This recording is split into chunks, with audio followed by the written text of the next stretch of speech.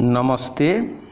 आमे आलोचना करुथिले गुरुप्रसाद महांतींकर अलका चैनल कविता एवं सही परिप्रेक्षी रे यार पूर्व आलोचना रे गुरुप्रसाद महांतींकर काव्य परंपरा प्रथम पर्यायरु से रोमांटिक काव्य रचना करी सारिबा परे प्राय 10 वर्षर नीरवता एवं तापरे रोमांटिक रियलिस्टिक बा रोमांटिक वास्तववादी कविता प्रति मन बळैछंती एवं सेही प्रक्रिया रे सेही पर्याय रे से रचना करिछंती अलका चैनल कविता। तेणु रोमांटिक रोमांटिक वास्तववादी परंपरार भीतर को जीवा पूर्वरु मु गतकाली कहिथिली जे जदि से तथ्यगत भूल थिला। प्रथम अलका चैनल कविता सची राउतरायंकर एवं द्वितीय अलका चैनल कवितार रचना समय रो दूरता वास्तविक 10 वर्ष भितरे 10-12 वर्ष भितरे अधिक नुहे। मु गतकाली 25 वर्ष कही ताकू संशोधन करने। तो सची राउतराय जो अलका चैनल लिखी थिले से अलका चैनल होची जीवनानंद दासंकर बनलता सेन कवितार बंगला कवितार पृष्ठभूमि उपरे एवं तार जेमती गुटे क्रिटिकल रिप्लाई कहि परिबा। ठीक सेमिति सची बाबूंकर कवितार जो अलका चैनल रो ये परवर्ती संस्करण परवर्ती रूपांतर गुरु महांतींकर अलका चैनल। तेणु प्रथम रु आमे सची राउतरायंकर अलका चैनल और बनलता सेन संपर्क रे किछि तथ्य जानी रखिबा जरूरी एवं ए संपर्क रे खगेश्वर महापात्र विस्तृत आलोचना करथिले। 1963 मसीहा झंकार पत्रिका रे फेब्रुआरी मार्च मास संख्या रे ता प्रकाशित हेइथिला एवं से लिखिथिले जे बनलता और अलका होची विषयर नाम। बनलता और अलका 20 शताब्दीर काव्य नायिका। दुहिंकर घर यथाक्रमे नाटोर और नुआखाली। लोकचक्षुरे आविर्भावर समय 1942 और 1947। तेणु अलका चैनल रो समय 47 एवं तांकर जीवन इतिहास लिखिछंती बनलता सेन लिखिछंती जीवनानंद दास और सची राउतराय जी अलका चैनल लिखिछंती। अलका चैनल रो एहा अनुवाद नुहे प्रतिवाद माने अलका चैनल कविताटा बनलता सेन कवितार अनुवाद नुहे जेतु ता बंगला रे लिखा हिथिला ये जेमिति प्रतिवाद। तेणु गतकाली मध्य आमे कहिथिले जे 20 शताब्दीर काव्य आभिमुख्य कौ रकमर थिला विश्वव्यापी और भारत रे। सेही परिप्रेक्षी रे खगेश्वर महापात्र मध्य लिखिथिले जे काल प्रवाह रे एक धूसर संक्रांतिर संचार। 20 शताब्दी होउची काल प्रवाह रे एक धूसर संक्रांतिर संचार। दिगंतर वर्णाढ्य गारिमा को प्रसारित पक्ष छायारे ढांकी देई धरित्रीर स्निग्ध सबुज छाती उपरे एक क्षुधार्थ शकुन परी तार उत्क्षेप मुहूर्तक मध्यरे विचूर्ण करिदेला सबु स्वप्न और साधनार स्वर्ण स्तंभ। ताहार आग्नेय पिपासारे मधुमय सृष्टिर समस्त सरसता निशेषित होई पड़ी रहिला एक विराट पोड़ा भूई।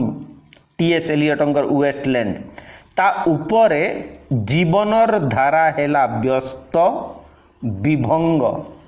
विधिबद्ध जीवनर उज्जवल विभारे जहा थिला दिने शुभ्र स्पष्ट और सत्य ता हेला धूसर अस्पष्ट और असत्य। प्रतिष्ठित मूल्यबोधरे देखादेला संशय एवं ଫଳରେ ସାହିତ୍ୟ ଓ ସଭ୍ୟତାରେ ସୃଷ୍ଟି ହେଲା ସଙ୍କଟ। ଅନିକେତ ଜୀବନ ଓ ଅନିଶ୍ଚିତ ମନ ନେଇ ପ୍ରଶ୍ନ କଲା ଆଗନ୍ତୁକ ନବାଗତ ଜନ। ଅସ୍ତ ନା ଉଦୟ କେଉଁଟା ପରମ ସତ୍ୟ। ସଚୀ ରାଉତରାୟଙ୍କର ଅସମାପିକା କବିତାରେ ନନ୍ଦିକେଶ୍ୱରୀକୁ କାବ୍ୟ ନାୟିକା ହିସାବରେ ଗ୍ରହଣ କରିଛନ୍ତି, ଯେଉଁଠି ଗୋଟେ ମାଇଥୋଲୋଜିକାଲ କ୍ୟାରେକ୍ଟର ଚିରକାଳ ମଣିଷର ନାରୀର ଯଦି କୁହାଯିବ ସେଇ ପ୍ରଶ୍ନଟିଏ ପଚାରିଛି, ଅସ୍ତ ନା ଉଦୟ କେଉଁଟା ପରମ ସତ୍ୟ। ଧର୍ମ କର୍ମ ବିଶ୍ୱାସୀ ବିଦ୍ୟା ବୁଦ୍ଧି ଓ ଜ୍ଞାନ ବିଜ୍ଞାନ ସମ୍ପନ୍ନ ସଚେତନ ମନୁଷ୍ୟ ଧର୍ମ ତ୍ୟାଗ ସେବା ପ୍ରେମ ସୌନ୍ଦର୍ଯ୍ୟ ଓ ମାନବିକତାର ଆଦର୍ଶ ପ୍ରତିଷ୍ଠା କରିବା ସଙ୍ଗେ ସଙ୍ଗେ ଯଦି ଶୋଷଣ ଅତ୍ୟାଚାର ହିଂସା ଦ୍ୱେଷ ଓ ଯୁଦ୍ଧଖୋର ମନୋବୃତ୍ତିର ନିର୍ଲଜ ପ୍ରକାଶ କରିପାରୁଛି, ତେବେ ସେ ଧର୍ମ କର୍ମ ଓ ସଂସ୍କାର ସଂସ୍କୃତିର ପରମ୍ପରାର ଏକ ବିଶୁଦ୍ଧ ଭଣ୍ଡାମିର ଇନ୍ଦ୍ରଜାଲ। ତାଠାରୁ ବରଂ ଅଚେତନ ମନର ନୈରାଜ୍ୟ ସୁନ୍ଦର ଆଦିମ ଅସଂସ୍କୃତ ମନ ଶୁଦ୍ଧ ନିର୍ମଳ। ଏଣୁ ଅତୀତର ସମସ୍ତ ବାର୍ତ୍ତାର ପ୍ରତିବାଦ କରି ବର୍ତ୍ତମାନ ତୀବ୍ର କଣ୍ଠରେ ଘୋଷଣା କରେ ନେତି ନେତି। ପରମ୍ପରା ପ୍ରତି ସେ ଆଜି ପରାନ୍ମୁଖ, ବର୍ତ୍ତମାନରେ ପୀଡ଼ିତ ପର୍ଯ୍ୟୁଦସ୍ତ। ତେଣୁ ତାର ଏକମାତ୍ର ଆଶ୍ରୟ ଅନାଗତ ଭବିଷ୍ୟତ। ବିଦ୍ରୋହ ଓ ବିପ୍ଳବ ଦ୍ୱାରା ଅତୀତ ଓ ବର୍ତ୍ତମାନର ଶୃଙ୍ଖଳ ଭାଙ୍ଗି ଦ୍ରୁତ ପଦରେ ଭବିଷ୍ୟତ ଦିଗରେ ଅଗ୍ରଗତି କରିବା ପାଇଁ ସେ ଆହ୍ୱାନ କରେ। ତାର ବିଶ୍ୱାସ ଘାତ ପ୍ରତିଘାତର ଦ୍ୱନ୍ଦ୍ୱ ମଧ୍ୟରେ କିଛି ଏକ ନୂତନ ଏବଂ ସଂହତ ସତ୍ୟର ଅଭ୍ୟୁଦୟ ଏକ ସାର୍ଥକ ଐତିହାସିକ ସମ୍ଭାବନା। ବନଲତା ଓ ଅଳକା ମାନେ ବନଲତା ସେନ ଓ ଅଳକା ସାନ୍ୟାଲ ଏ ସମସ୍ତ ଅତ୍ୟାଚାର ଅଭିଜ୍ଞତା ଓ ଅଭିପ୍ରାୟର ବିଧୃତ ବପୁ ଯୁଗ ନାରୀ। ତେଣୁ ବିଂଶ ଶତାବ୍ଦୀର କାବ୍ୟ ହେଉଛି ସାମ୍ପ୍ରତିକ ଜଗତ ଓ ଜୀବନର ଏକ ଅବିକୃତ ପାଣ୍ଡୁଲିପି। ସମୟର ଶାଣିତ ଦନ୍ତାଘାତରେ ଏହାର ପ୍ରତ୍ୟେକ ଅକ୍ଷର ଉତ୍କୀର୍ଣ୍ଣ, ପ୍ରତ୍ୟେକ ଅଧ୍ୟାୟ ଖଣ୍ଡିତ। ଏହାର ବିଚ୍ଛନ୍ଦ ବିରାମହୀନ ବକ୍ରଗତି ମନରେ ସୃଷ୍ଟି କରେ ଏକ ସଦ୍ୟ ନିର୍ମକ ପରିତ୍ୟକ୍ତ ସରୀସୃପର ପ୍ରତୀତି। ପଦ୍ମାସନା ବାଗ୍ଦେବୀ ଦଗ୍ଧ ଭୂମିରେ କର୍କଶ ଶିଳା ଶଯ୍ୟାରେ ଉପବିଷ୍ଟା। ହାତୀଦାନ୍ତର ସୌଖିନ ମିନାରରେ ଇନ୍ଦ୍ରମେଘର ହୁଙ୍କାର, ପ୍ରବାଳର ମସୃଣ ତୋରଣରେ ଲୁଣି ଢେଉର ଆଘାତ, ଫୁଲର ଫସଲରେ ପଙ୍ଗପାଳର ଭୈରବୀ। ବିଂଶ ଶତାବ୍ଦୀର କବିର ତନ୍ଦ୍ରା ଭାଙ୍ଗି ଦେଇଛି। ତାର ଝରା କୁସୁମ କୁଞ୍ଜର ଅଙ୍ଗନରେ ସେ ଦେଖିଛି କଷାଘାତ ଜର୍ଜରିତ ଅସ୍ଥି କଙ୍କାଳସାର ବୁଭୁକ୍ଷୁ ନରନାରୀର ଶୋଭାଯାତ୍ରା। ମାଳବିକା ଲାବଣ୍ୟବତୀମାନଙ୍କର ସ୍ଥାନରେ ନୂତନ ପ୍ରତିନିଧି ହୋଇ ଆସିଛନ୍ତି ପ୍ରତିମା ନାୟକ, ଚନ୍ଦ୍ରାବତୀ, ବନ୍ଦନା ମହାନ୍ତି, ସୁନନ୍ଦା ମହାନ୍ତି ଓ ମିସ୍ ଚୌଧୁରୀମାନେ। ତାଙ୍କର ମୁଖ ବ୍ରଣଦୁଷ୍ଟ, ଗଣ୍ଡ ଶୀର୍ଣ୍ଣ ସାଧା, ତନୁ ରୋଗଜୀର୍ଣ୍ଣ, ଦନ୍ତପାଟି ନକଲି ଓ ଶିରରେ ଶୁକ୍ଳ କେଶର ନିଷିଦ୍ଧ ଆବିର୍ଭାବ। ଦେହଶିଖା ତାଙ୍କର ଢାଙ୍କି ରଖିଛି ଖାକିର ପୋଷାକ। ତାର କାବ୍ୟକୁଞ୍ଜରେ ବିଡ଼ମ୍ବିତ ନାରୀତ୍ୱର ଏହି ସବଳ ପ୍ରବେଶ ତାକୁ ବିସ୍ମିତ ହତୋତ୍ସାହ କରିଛି। ସେ ତାଙ୍କୁ ନିନ୍ଦା କରି ଅଭିଶାପ ଦେଇଛି। ସମ୍ବେଦନଶୀଳ ହୋଇ ସ୍ନେହ ଶ୍ରଦ୍ଧା ପ୍ରକାଶ କରିଛି। कल्पनार रसायन नूतन रूपदान करिबार चेष्टा करिछि।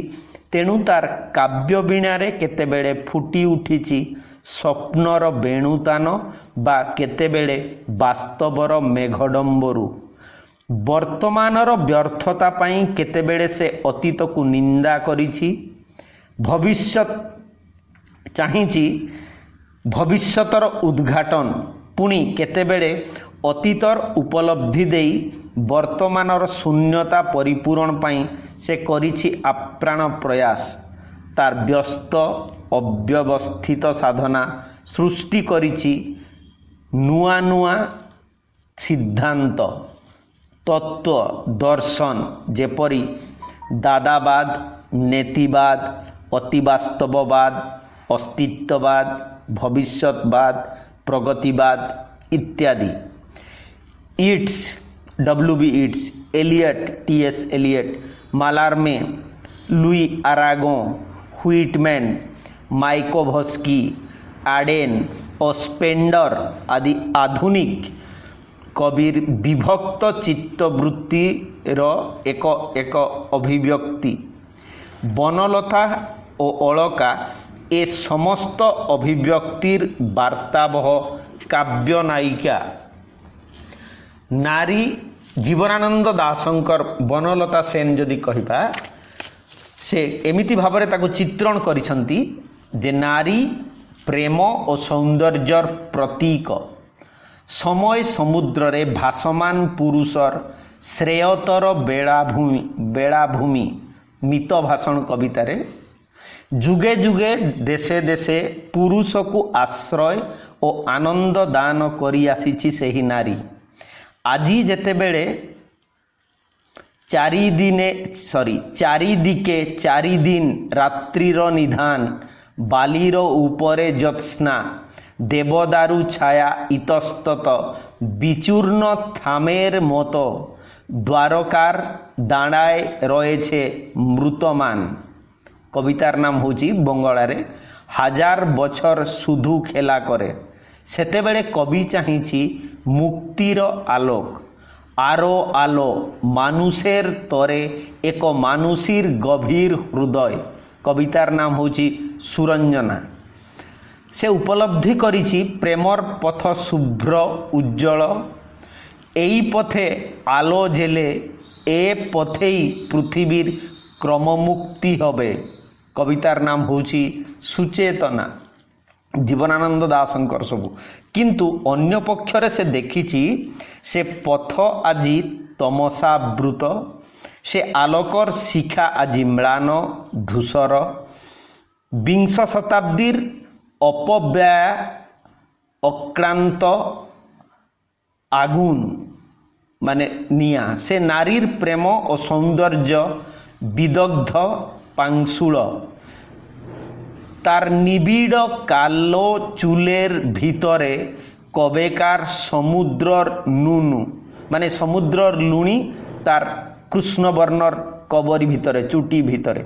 मुखेर रेखा आजो मृत कत पौतलिक ख्रिस्टान्न सिंधुर अंधकार थेके एसे नवसूर्य जातर मतन। कविता होची सवितार नाम। कवितार नाम होची सविता।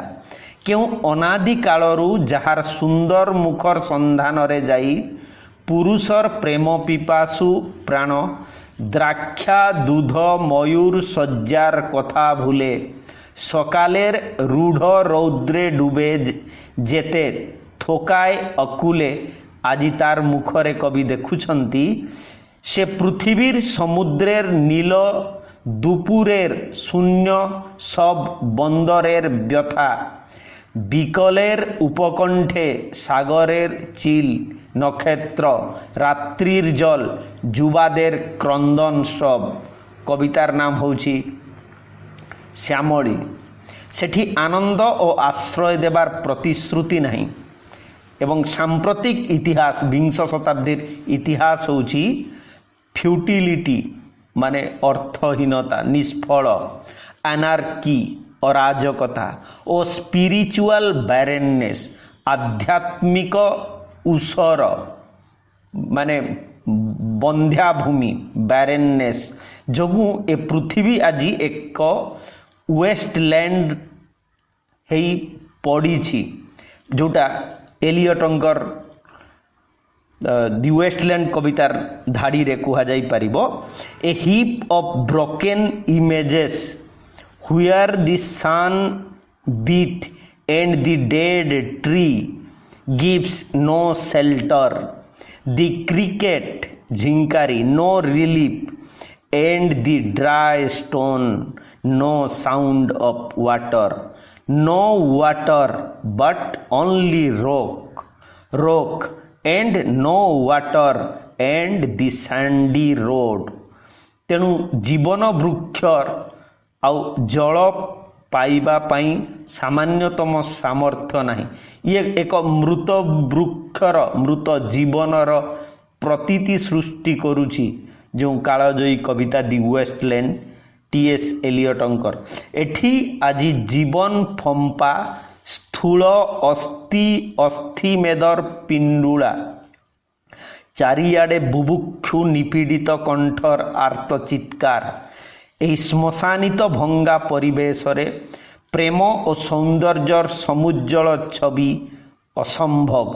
तेबे मुक्तिर पथ कहीं कवि पछकु चाहिछि से रूढ़ वास्तवतार श्रृंखल फिंगी देई आत्मगोपन करिछि अतल गर्भरे अवचेतन मनर नैराज्यरे से संधान नेइछि a dream heavy land a more dream heavy hour WB Yeats जेउठी our hearts stood still in the hush of an age gone by डीला मेरे तार मुक्तिकामी प्रेमी कातर हृदय सेठी देखिछि केते स्वर्ण जुगर केते स्वर्ण प्रसु देश प्रेम और सौंदर्यर प्रतिष्ठा पाई अपूर्व आयोजन तार कंठरे फुटी उठिछि दत्त दयद्धम दम्यते शांति शांति शांति। एलियटंकर वेस्टलैंड कवितार शेष धाड़ी तापरे सेही समस्त अनुभूतिर पन्य धरी से फेरीची एही बंध्या निष्फला पृथ्वी को सेठी से करिछि एक पुनर्गठन पुनर्विन्यासर प्रयास रोग शोक अभाव अनाटनर विकृत देह मन नहीं नाटर अख्यात कणरे देखा देइछि नगन्या पल्लीबाला बनलता सेन अतीतर स्वर्ण स्वप्नरे तार अंगर कालीमा धोई देई से मंडन करिछंती संगृहित उपादान गुड़िक तार व्यर्थ विडंबित नारीत्वरे पूर्णता आसीची इतिहास भूगोलर बृहत्तम पृष्ठभूमि रे प्रतिष्ठित होई नाटर सामान्य बालिका निखिल नारीर मर्यादा पाइची तार टेम्पोराल रूप विदिशा श्रावस्ती जुगरु प्रवाहित टाइमलेस रूप प्रवाहरे अमृतमयी होइछि कवि कल्पनार रोमांटिक अनुभूति ताकू करिछि सुरंजित कारुकार्य खचित से होइछि काव्यनायिका कविर मानसी मुक्तिर पथ निर्देश करी घन अंधकार मध्यरे आलोकर शिखा परी मुह चाही बसिछि से तार प्रभावरे वर्तमान अवलुप्त होई जाइछि कारण तार देह मनरे से करुछंती a perception not only of the pastness of the past but its presence. TS एलियटंकर कवितार धाड़ी ताकू देखी जीवनानंद दास लिखुछंती मने होय कोनो विलुप्त नगरीर कथा सेई नगरीर एक धूसर प्रासादेर रूप जागे हृदये भारत समुद्रेर तीरे किंबा भूमध्य सागरेर किनारे अथवा टायार सिंधुर पारे आज नेई कोनो एक नगरी छिलो एक दिन कोनो एक प्रासाद छिलो मूल्यवान आसबाबे भरा एक प्रासाद পারস্য গালিচা কাশ্মীর শাল, বেরিন তরঙ্গের নিটোল মুক্তা প্রবাল, আমার বিলুপ্ত হৃদয়, আমার মৃত চোখ, আমার বিনল স্বপ্ন আকাঙ্ক্ষা, আর তুমি নারী, নগ্ন ନିର୍ଜନ ହାତ। ସଚି ରାଉତରାୟ ତାପରେ ସେଇ ଜାଗାରୁ ଉଦ୍ଧାର କରିକି ବନଲତା ସେନକୁ ତାଙ୍କ ହିସାବରେ ସେ ଯେତେବେଳେ ରୂପ ଦେଉଛନ୍ତି ସେ ଲେଖୁଛନ୍ତି ଯେ ନାରୀ ହେଉଛି ପ୍ରେମ ଓ ସୌନ୍ଦର୍ଯ୍ୟର ପ୍ରତୀକ। ଯୁଗେ ଯୁଗେ ଦେଶେ ଦେଶେ ପୁରୁଷ ସେ ପ୍ରେମ ଓ ସୌନ୍ଦର୍ଯ୍ୟର ଉପଲବ୍ଧି ପାଇଁ ବ୍ୟାକୁଳ ପ୍ରାଣରେ ନାରୀର ଅନୁସରଣ କରି ଆସିଛି। ତାର ସ୍ନେହର କଣିକାଟିଏ ଲାଭ କରିବା ପାଇଁ ସେ ଦେଇଛି ପୌରୁଷର ପ୍ରମାଣ। ସେ କରିଛି ସ୍ୱର୍ଣ୍ଣ ମୃଗୟାର ଜୀବନର ସମସ୍ତ ଶିକ୍ଷା ଦୀକ୍ଷା ତ୍ୟାଗ ଭୋଗର ବିନିମୟରେ ସେ ଚାହିଁଛି ତାର ପ୍ରଣୟର ଗୌରବ। ପୁରୁଷର ପ୍ରଲୁବ୍ଧ ପ୍ରାଣରେ ସମ୍ମୋହନର ମାୟା ଲଗାଇ ନାରୀ ମଧ୍ୟ ତାର ରୂପ ଯୌବନର ଅପରୂପ ପ୍ରକାଶ କରିଛି ନିତ୍ୟ ନୂତନ। ବଞ୍ଚନା ଓ ଲାଞ୍ଛନା କବଳରୁ ତାକୁ ମୁକ୍ତ କରି ହୃଦୟର ପବିତ୍ର ପୀଠରେ ପ୍ରତିଷ୍ଠା କରିବା ପାଇଁ ପୁରୁଷ ସବୁ ଦେଶରେ ସବୁ କାଳରେ କରିଛି ପ୍ରୟାସ। ସୀତାଙ୍କର ସନ୍ତୋଷ ବିଧାନ ଲାଗି ସେ ସ୍ୱର୍ଣ୍ଣମୃଗକୁ ସରସନ୍ଧାନ କରିଛି। ଦ୍ରୌପଦୀର ଅଭିମାନ ଭାଙ୍ଗିବା ଲାଗି ଦୁଃଶାସନର ରକ୍ତପାନ କରିଛି। କୌରବ କାମିନୀଙ୍କର ମୁକ୍ତି ପାଇଁ ଚିତ୍ରରଥ ଗନ୍ଧର୍ବ ସହ ଯୁଦ୍ଧ କରିଛି। ନାରୀର ମର୍ଯ୍ୟାଦା ସମ୍ପାଦନ ପାଇଁ କଳିଙ୍ଗ କଟକରୁ ଲବଙ୍ଗ ଡାଳିମ୍ବ ଦୀପ ଦେଇ ଶଶାଗରା ପୃଥିବୀ ପରିକ୍ରମା କରିଛି। ଆଉ ଏ ଯୁଗରେ ବାସ୍ତବତା କବଳରୁ ତାର ବିକ୍ଷତ ବିଖଣ୍ଡିତ ରୂପକୁ ଉଦ୍ଧାର କରି ତାର ପୁନର୍ଗଠନ ପାଇଁ ସେଥିରେ ଆରୋପ କରିଛି ଅତୀତର ରୂପ ଲାବଣ୍ୟ। କିନ୍ତୁ ତାର ସ୍ୱପ୍ନ ରଚନା ବାସ୍ତବର ବନ୍ଧ୍ୟା ବିଫଳ ପୃଷ୍ଠଭୂମିରେ ବ୍ୟର୍ଥ ହୋଇଛି ବାରମ୍ବାର। এই ବିରାଟ ପୃଥିବୀର ଭୌଗୋଳିକ ବିସ୍ତୃତି ମଧ୍ୟରେ ଘୁରି ଘୁରି ମାନବ ଜୀବନ ଇତିହାସର ଗଭୀର ଗର୍ଭରେ ବୁଡ଼ି ବୁଡ଼ି ଅତୀତର ସବୁ ଆୟୋଜନ ସଂଗ୍ରହ କରି ସେ ଯେଉଁ ମୂର୍ତ୍ତି ଗଢ଼ୁଥିଲା ତାକୁ ସମୟ ସମୁଦ୍ର ତରଙ୍ଗର ନିର୍ମମ ଧକ୍କାରେ ଭାଙ୍ଗିରୁଜି ଫିଙ୍ଗି ଦେଇଛି ଶୂନ୍ୟ ନିର୍ଜନ ବେଳାଭୂମିରେ। ତା ଦେହରେ କାଳ ଦନ୍ତାଘାତର ବିଭତ୍ସ ଚିହ୍ନ, ତାର ଆତ୍ମାରେ ନିକୃଷ୍ଟ ପ୍ରେମ ଓ ସୌନ୍ଦର୍ଯ୍ୟର କୁତ୍ସିତ ଛାୟା, ଯାହା ସଚି ରାଉତରାୟଙ୍କର ପାଣ୍ଡୁଲିପି କବିତାର ଧାଡ଼ିରେ ଧୂସର ଧୂମଳ ଧ୍ୱାନ୍ତ ଭୟଙ୍କର ପୁଣି ଯୁଦ୍ଧରତ। 2ଟି ବର୍ଷ ତାର ସବୁ ହସ ହସ ଅପହୃତ କରି ପ୍ରତିଦାନରେ ଦେଇଦେଲା। ମୁହଁରେ ଖାକିର ହସ, ଆଖିରେ ତା ରାତିର ଇସାରା। ମୁଖ ହେଲା ବ୍ରଣଦୁଷ୍ଟ, ଗଣ୍ଡ ଶୀର୍ଣ୍ଣ ସାଧା, ତନୁ ରଗଜୀର୍ଣ୍ଣ, ଜାପାନୀ କାଗଜ ଫୁଲ ପରି ଦେହରେ ତାର ଜମିଗଲା ବୟସର ଧୂଳି। ପ୍ରତିମା ନାୟକ କବିତାରେ ଜୀବନର ଜଘନ୍ୟ ଫିସାଦରେ ମଉଡ଼ିଗଲା ପ୍ରେମର ମୁହୂର୍ତ୍ତ, ମୁକ୍ତି ହେଲା ବ୍ୟର୍ଥତାରେ ମିଶା। କବିତାର ନାମ ମୁକ୍ତି। ରଙ୍ଗକରା ଓଠର ଫାଙ୍କରେ ହସି ଉଠିଲା ନକଲି ଦନ୍ତପାଟି। ମୁକ୍ତି 2 କବିତା ତାର ଧାଡ଼ି ହେଉଛି ଯୁଦ୍ଧ ବିରତିର ଶ୍ୱେତ ପତାକା ପରି ଶିରରେ ହେଲା ଗୋଟିଏ 2ଟି ଶୁକ୍ଳ କେଶର ନିଷିଦ୍ଧ ଆବିର୍ଭାବ। ତାର ଅନିକେତ ଅନିଶ୍ଚିତ ମନ ଘୁରି ବୁଲିଲା ଗୃହରୁ ଆକାଶ ପଥେ, ଆକାଶରୁ ଗୃହର କାରାରେ। କବିତାର ନାମ ଚନ୍ଦ୍ରାବତୀ। ଏସବୁ ପାଣ୍ଡୁଲିପିରେ। କିମ୍ବା ପଡ଼ି ରହିଲା ଫାଁ ହୋଇ ପଥର ଚୌକି ପରେ। କବିତାର ନାମ ରାମ ନାମ ସତ୍ୟ ହେ। ତାପରେ ମାଡ଼ି ଆସିଲା ବିଭକ୍ତ ଭାରତ ବକ୍ଷରେ ରାଷ୍ଟ୍ର ଓ ଧର୍ମ ନାମରେ ଅନୁଷ୍ଠିତ ଦଙ୍ଗାର ପ୍ରବାହ। ପ୍ରେମ ଓ ସୌନ୍ଦର୍ଯ୍ୟ ପାଇଁ ପୁରୁଷର ଆଦିମ ଆଗ୍ନେୟ ପିପାସା ପରିତୃପ୍ତ ହେଲା ଶତ ମାତା ବଧୂ ଭଗିନୀ କନ୍ୟାଙ୍କର ଧର୍ଷିତ ରୂପ ପାନରେ କିଏ କାଟିଲା ନାରୀର ସ୍ତନ, କିଏ ତାର ଯୌନ ଦ୍ୱାରେ ବିଦ୍ଧ କଲା ଛୁରୀ, ରାସ୍ତାର ସିମେଣ୍ଟ କଲା ଲୁହ ଆଉ ଲହୁରେ ବତୁରି। ପାଣ୍ଡୁଲିପିର କବିତା ମାଟିଆ ବୁରୁଜର ଜହ୍ନ। ମାଟିଆ ବୁରୁଜ ହେଉଛି ୱେଷ୍ଟବେଙ୍ଗଲର ଗୋଟିଏ ଜାଗାର ନାମ। ସେଦିନର ସେହି ବିଡ଼ମ୍ବିତ ନାରୀତ୍ୱର ପ୍ରତିନିଧି ଅଳକା ସ୍ୟାନେଲ କବିର ପ୍ରୀତି ପ୍ରତିମା ବନଲତା ସେନର ଏକ ନିଷ୍ଠୁର ପରିଣତି। ଇତିହାସର ଏହି ନିର୍ମମ କରୁଣ ବାସ୍ତବତା ଉପରେ ପ୍ରକ୍ଷିପ୍ତ ହୋଇ ପାଖିର ନିଡ଼େ ମତ ଚୋକ୍ ତୁଲେ। ଆଉ ସେ ପଚାରି ପାରୁନାହିଁ ପରମ ଆନ୍ତରିକତାରେ এতদিন কোথায় ছিলেন। জীবনর সফেদ সমুদ্রে ভাসমান ক্লান্ত প্রাণকু দ্বিদণ্ডর শান্তি দেবা পাই তার আউ নাহি আত্মিক দৃঢ়তা।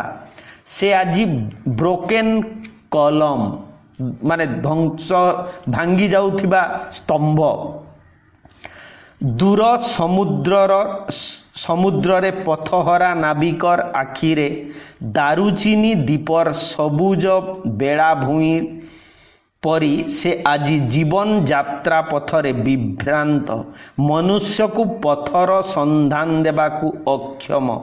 ତାର କୂଳରେ ବିଦିଶାର ନିଶା, ଅକାଳ ବାର୍ଦ୍ଧକ୍ୟରେ ପଡ଼ିତ ତାର ମୁଖରେ ଶ୍ରାବସ୍ତିର କାରୁକାର୍ଯ୍ୟ ପାଶବିକ ଧର୍ଷଣରେ ବିଧ୍ୱସ୍ତ।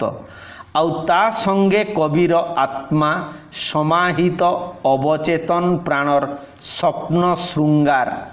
আমি যদি বনহংস হতাম, বনহংসী হতে যদি তুমি, কেন এক দিগন্তের জলসিড়ি নদীর ধারের ধান ক্ষেতের মাঝে আমি যদি হতাম। কবিতার নাম জীবনানন্দ দাসঙ্কর। বিদীর্ণ করি উদ্ঘোষিত হয়েছি আগন্তুকর বৈতাড়িক। শচী রাউতরায়ଙ୍କର ପଦ୍ମଭୂ କବିତାରେ ଲୁହାର ସଙ୍ଗୀତ ଶୁଣ ଧାନସଡ଼ି ପଲ୍ଲୀ ନଦୀ ପାରେ, କୋଇଲାର ଗନ୍ଧ ଆସେ ଏ ଇସ୍ପାତ ନଗରୀর দ্বারে। 1955 ହେଉଛି ବିଚିତ୍ର ବର୍ଣ୍ଣା। ବିଭିନ୍ନ ସଭ୍ୟତାର ପୃଷ୍ଠଭୂମି ଉପରେ ନାରୀ ପୁରୁଷର ସମ୍ପର୍କରେ ବିଭିନ୍ନ ଦିଗ ଉପରେ ଆଲୋକପାତ କରିବା ଏବଂ ଐତିହାସିକ ବାସ୍ତବତା ଦୃଷ୍ଟିକୋଣରୁ ସେ ସମ୍ପର୍କର ସାମାଜିକ ତାତ୍ପର୍ଯ୍ୟ ସମ୍ବନ୍ଧରେ ସୂଚନା ଦେବା ଲେଖକର ଉଦ୍ଦେଶ୍ୟ। ମାନେ ଉଭୟ, ଯାହାର ସୂତ୍ରପାତ ଆଜିକୁ ପ୍ରାୟ 10 ବର୍ଷ ତଳେ ଜୀବନାନନ୍ଦ ଦାସଙ୍କର ବନଲତା ସେନ କବିତାରେ ରୋମାଣ୍ଟିସିଜିମର ଜବାବ ଦେବାକୁ ଯାଇ ଲେଖକ ଶଚୀ ରାଉତରାୟ ନିଜ ପ୍ରଣୀତ ଅଳକା ସ୍ୟାନେଲ ନାମକ କବିତାରେ କରିଥିଲା ଶ୍ମଶାନିତ ଭଙ୍ଗା ନୂଆଖାଲି ଭୂମିକାର ଉପରେ। ଶଚୀ ରାଉତରାୟ ଭବିଷ୍ୟବାଦୀ ପ୍ରଗତିଶୀଳ କବି। ତାଙ୍କର ବିଶ୍ୱାସ ମୁଣ୍ଡ ବଥାଇଲେ ମୁଣ୍ଡ କାଟି ପକାଇବା ଯେମିତି ବୁଦ୍ଧିମାନର ଲକ୍ଷଣ ନୁହେଁ, ପ୍ରତିକୂଳ ବାସ୍ତବତାର ଚାପରେ ବାସ୍ତବତା ଠାରୁ ସମ୍ପର୍କ ତୁଟାଇବାର ଧାରଣା କରିବା ସେମିତି ମୂର୍ଖତାର ଲକ୍ଷଣ। ଆମେ ବାସ୍ତବ ଠାରୁ ଦୂରକୁ ଚାଲି ଯାଉଛୁ ବୋଲି ମନେ କଲେ ମଧ୍ୟ ବାସ୍ତବ କଦାପି ଆମକୁ ଛାଡ଼ିବ ନାହିଁ, ଛାଡ଼ିପାରେ ନା। ଅତୀତ ଓ ବର୍ତ୍ତମାନକୁ ଏକାବେଳକେ ଅସ୍ୱୀକାର ନ କରି ଅତୀତରେ ଜୀବନ ଓ ସମାଜ ବିକାଶର ମୂଳଧାରା ସହିତ ପରିଚିତ ହୋଇ ତାହା ବିଶ୍ଳେଷଣ କରି ଦେଖାଇଦେବ। ପୁଣି ନାନା ଆଭ୍ୟନ୍ତରୀଣ ସଂଘର୍ଷ ଓ ସ୍ୱବିରୋଧ ଭିତରେ ଏହି ବିକାଶର ଧାରା କିପରି ଭବିଷ୍ୟତ ଆଡ଼କୁ ଗତି କରୁଛି ତାର ସ୍ପଷ୍ଟ ଧାରଣା ଦେବା ହେଉଛି ଅଭ୍ୟୁଦୟ ସାହିତ୍ୟର ଧ୍ୟେୟ। ତାର ନାନ୍ଦି ମୁଖରେ ପାଣ୍ଡୁଲିପି ସଂକଳନର ନାନ୍ଦି ମୁଖରେ ଶଚୀ ରାଉତରାୟ ତାହା ଲେଖିଥିଲେ। ତେଣୁ ତାଙ୍କର କବିତା ଏହି ଲକ୍ଷ୍ୟରେ ଗତି କରି ବାସ୍ତବତା ପ୍ରତି ଅବିଶ୍ୱାସ ଓ ଆକ୍ରୋଶ ଆଉ ସମାଜ ଛାଡ଼ି ଏକ ଅସହାୟ ବାନପ୍ରସ୍ଥ ମନୋବୃତ୍ତିର ପରିଚୟ ଦେଉଥିବା କବି ଓ କବିତା ଉପରେ ସ୍ୱାଭାବିକ ଭାବରେ ଏକ ସମାଲୋଚନା ହୋଇପଡ଼ିଛି। ବନଲତା ସେନଙ୍କୁ ଅଳକା ସ୍ୟାନେଲ ରୁକ୍ଷ କଣ୍ଠରେ ଜବାବ ଦେଇଛି। ଏହି ନିର୍ଜଳା ଟାଙ୍ଗରା ଭୂଇଁରେ ବ୍ରୋକେନ୍ ଇମେଜେସ୍ ବ୍ରୋକେନ୍ କଲମ୍ସର ପୁନର୍ଗଠନ ଅସମ୍ଭବ। ଅତୀତର ସ୍ୱର୍ଣ୍ଣ ସ୍ୱପ୍ନ ମଧ୍ୟରେ ନିମଜ୍ଜିତ ହୋଇ ବର୍ତ୍ତମାନର ଧୂସର ପିଙ୍ଗଳ ବାସ୍ତବତା ଠାରୁ ମୁକ୍ତିଲାଭ ବ୍ୟର୍ଥ ପ୍ରୟାସ। ଇତିହାସର ବିବର୍ତ୍ତନରେ ଯାହା ଅପହୃତ ତାକୁ ଫେରି ପାଇବାର ପ୍ରଚେଷ୍ଟା କେବଳ ଏଇଥିରେ ହିଁ ପର୍ଯ୍ୟବସିତ ହେବ, to recover what has been lost and found and lost again and again। ଏଲିଅଟଙ୍କର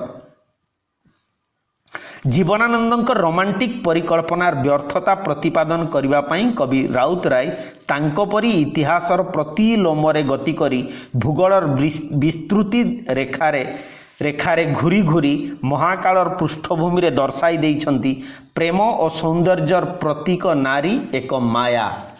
ସେ ସବୁ ଯୁଗରେ ସବୁ ଦେଶରେ ପୁରୁଷକୁ ଆକର୍ଷଣ କରିଛି, ତା ପ୍ରାଣରେ ଚାଞ୍ଚଲ୍ୟ ତୋଳିଛି, କିନ୍ତୁ ମୁହୂର୍ତ୍ତକରେ ପୁଣି ମାୟା କୁହେଡ଼ିରେ ଅବଲୁପ୍ତ ହୋଇଯାଇଛି। ମାୟାମୁଗ୍ଧ ପୁରୁଷ ତାକୁ ଖୋଜି ଖୋଜି ଆସିଛି କେତେ ଦେଶ କାଳର ସୀମା ଲଙ୍ଘନ କରି, ମାତ୍ର ଶେଷରେ ଏହି ପଡ଼ା ଦେଶରେ ଏକ ଭୟାବହ କାଳରେ ସେ ତାର ପ୍ରକୃତ ଅସମ୍ପୃକ୍ତ ରୂପର ସନ୍ଧାନ ପାଇଛି। ପ୍ରେମ ଓ ସୌନ୍ଦର୍ଯ୍ୟର ଫମ୍ପା ଆଦର୍ଶ ଭୁଷୁଡ଼ି ପଡ଼ିଛି ସାମ୍ପ୍ରଦାୟିକ ଦଙ୍ଗାର ଧକ୍କାରେ। ଧରା ପଡ଼ିଛି କେଉଁ ମନ ଯୁଗ ଯୁଗର ସଭ୍ୟତା ଓ ସଂସ୍କୃତି ମଧ୍ୟରେ କେଉଁ ନାରୀର ସନ୍ଧାନ କରୁଥିଲା। ନୀତି ଧର୍ମ କଳା ସାହିତ୍ୟର ନିର୍ମକ ତ୍ୟାଗ କରି ନିର୍ଧୂମ ଭାବରେ ପ୍ରକାଶ ପାଇଛି ଶାଶ୍ୱତ ଅବଚେତନର ପାଶବିକତା। ସେହି ପଶୁର ଲାଳସାଗ୍ନିରେ ଦଗ୍ଧ ହୋଇଯାଇଛି କବିର ମାନସୀ ପ୍ରେମ ଓ ସୌନ୍ଦର୍ଯ୍ୟର ନବନୀତ ପ୍ରତିମା।